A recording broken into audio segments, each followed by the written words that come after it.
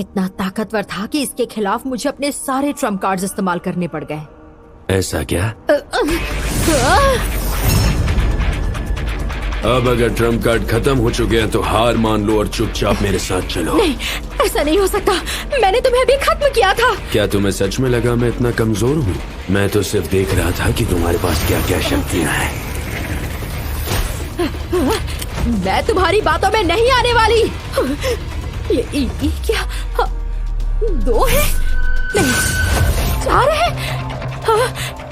ये कैसे हो सकता है? सबके साथ ये सब असली है? ये कोई बड़ी बात नहीं है। मेरे पास बॉडी डबल नाम की एक स्किल है। भले ही वो असली जितने ताकतवर नहीं होते, लेकिन तुम इस बात का गर्व कर सकती हो कि तुमने मेरे एक क्लोन को हरा दिया। अब चलो, मैं मास्टर रेमुरु को और इंतजार नहीं करवा सकता। हो गया हो तो चले। तुझे तो मैं... अरे यार, ये मीटिंग तो कुछ ज्यादा ही लंबी चली है। आज तो बहुत कुछ हो गया।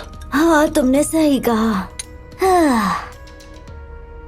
उस गाबान का प्लान तो बहुत ही घटिया था, लेकिन ये साफ दिख रहा था कि वो मेरे खिलाफ था और किसी ने प्रिंस एल्रिक को मारने की भी कोशिश की। वो लोग तो बस मोहरे थे। शायद उनका असली मकसद मुझे प्रिंस की हत्या में फंसाना था और टेम्पेस्ट को वेस्टर्न नेशन से बाहर करवाना था। आज तो बहुत तमाशा हुआ, लेकिन अच्छा हुआ कि मुझसे पहले हिनाता और शूना को गुस्सा आ गया। देश के रिप्रेजेंटेटिव होने के नाते मेरे लिए सीधे उनसे निपटना ठीक नहीं होता। सुनो, मैं गुस्से में बिल्कुल भी नहीं थी। मैं बस उसे थोड़ी सी तमीज सिखा रही थी।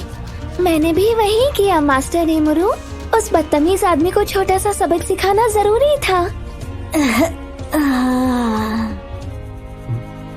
फिर भी बेनीमारू, तुमने खुद को अच्छी तरह संभाला। सच कहूँ तो मुझे सबसे ज्यादा तुम्हारी ही चिंता हो रही थी। असल में गुस्से की वजह से मेरे दिमाग ने काम करना ही बंद कर दिया था। अच्छा हुआ शूना ने पहले ही कदम उठा लिया, इसीलिए मैं खुद को संभाल पाया।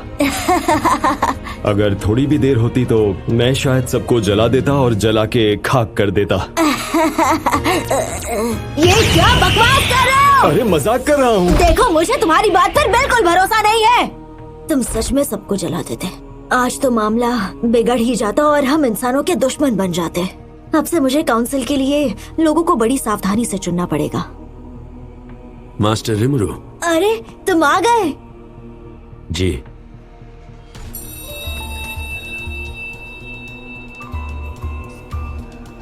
अच्छा, तो ये बात थी। अच्छा किया तुमने गुनहगार को पकड़ लिया, इसलिए तो मैं तुम पर भरोसा करता हूँ। Thank you master.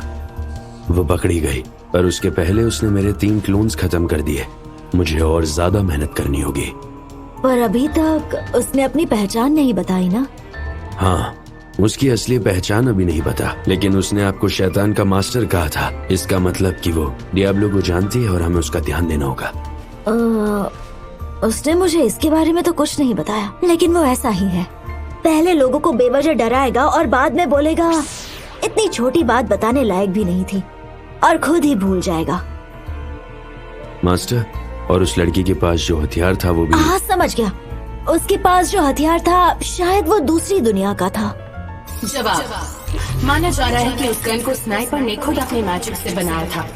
शायद वो भी रियलिटी वेपन जितना ही ताकतवर है। अगर ये बात है तो शायद वो भी दूसरी दुनिया से आई है और उसने अपनी यादों को मटेरियलाइज किया है।